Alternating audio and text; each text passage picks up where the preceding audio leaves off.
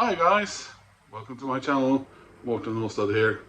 Yesterday I went to the post office and I got such a great haul of records from a Norwegian site called Finn.no. That's I don't know, the Norwegian eBay, I suppose. Lots of goodies from there. Two singles and two vinyl records, and I also got two singles and two vinyl records coming from Discogs. None of these have been ordered at the exact same time, but they all arrived at the exact same time, so yesterday was a good one. So let's go take a look at the singles first. So I've decided I'm going to try and start collecting Inxs 7-inch vinyl records. Which is something I'll never be able to sort of complete, I guess. Part of the reason for that is that, just like Depeche Mode, for example, they stopped releasing 7-inch on vinyl towards the end of their career. Well, Depeche Mode has started up again and often, but Inxs, pretty much the final 4 or 5 at least were CDs only. But anyway, so the first one is from Inxs is The One Thing. Here we are, which is from their third album, which was called Schouskjelleren, wasn't it? I think so. The one with a little dachshund on the front of the cover. So you have, and the second single, a little bit of a sticker damaging the corner up there, and you see. So Burn For You, Johnson's Aeroplane on the other side. It's from their fourth album, The Swing, which is the one where I guess they were starting to do some real headway over in America. The B-side on the other one was the sax thing, the one thing, the sax thing. Might be an instrumental, I suppose. So, those were from Finn, which in Norwegian means find, or discover as well, I suppose. So the other two are Morrissey. Sort of later career of Morrissey. By the way, I just found out reading on Wikipedia that he was supposed to have released an album in February this year, and he even collaborated on a song with Miley Cyrus. Apparently, she's demanded that her voice is taken away from that song. He's broken with the record company, but they are holding on to the rights of the album, which was completely finished. You can check it out. It has they made a proper, album cover for it and everything. The first single is available. You can hear it on YouTube, and he's sung some of those songs live, but apparently never going to be released, unless of course he dies, and then it was a bit controversial, but a huge impact, blah blah blah, and then everyone will lie down in the dust and do things like rest in prayer or whatever they do. Anyway, Morrissey with Billy Joel Armstrong. Wedding Bell Blues, clear yellow vinyl. Here we are. Cover is fairly consistent with most of his career. If it's not him, then it's either a black and white picture of a shirtless bloke or a Sheila from the 1960s. And here is a vinyl. Oh, that's real pretty. So let's not bother with that. And the other one is My Love, I'll Do Anything For You. And that's how that one looks. Again, very consistent with the album art or single art. And here is the vinyl. as advertised. The B-side is "Are You Sure Hank Done It This Way," and that's a live recording. What's the B-side on the other one? Brow of My Beloved. Now, next two are albums, and I got them from Finn. I paid 100 kroner each. The Inxs singles, by the way, I paid 25 kroner each, which comes to somewhere with two and a half $2.50. And so I'm really excited about this because this is City Boy, sort of semi-legendary heroes to me. I got my first City Boy album in 1979 through a record club, and I was either 7 or 8. So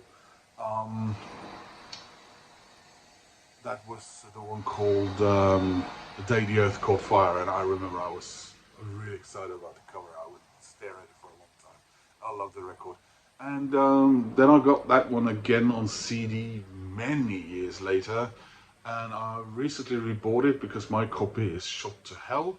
So with these two that I got yesterday, and one that I got last week, my City Boy collection is complete. That's not too bad, from 1979 until 2023. So here's the back of that. Here we are, and their debut was in 1975, if I remember correctly. And here's the record itself with that beautiful Vertigo logo that I like so much.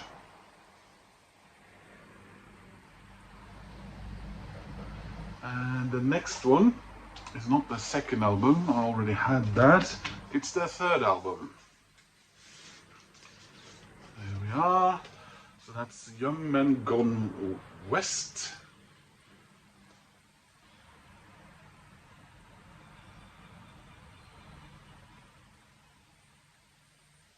And here's the back with the lads from Britain's very own heavy metal town. Oh, that's not fair. Duran is also from Birmingham. They're from Birmingham. Oh, we have some inner sleeve art here. There they are. And this is from 1976. And I think they released 2 albums in 1976 actually. And slightly less vibrant version of the logo without the blue in it. So, next 2 records.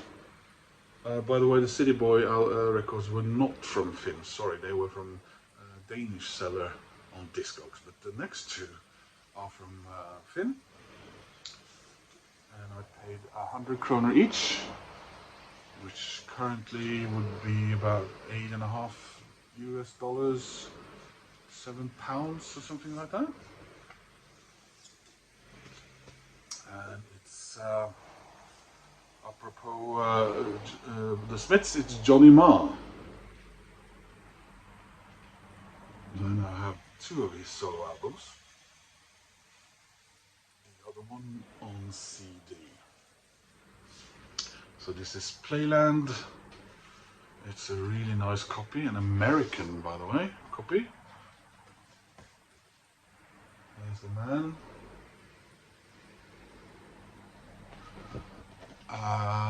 He worked with Bernard, is it Summer or Santa, on Electronica, didn't he? They're doing a re-release of that stuff now. And in a sleeve, black and white photos, and it's on American Warner Brothers imprint Sire, just like the Smiths in America. And the Depeche Mode were on Sire in America as well, weren't they? Final one. I'm really happy about this one.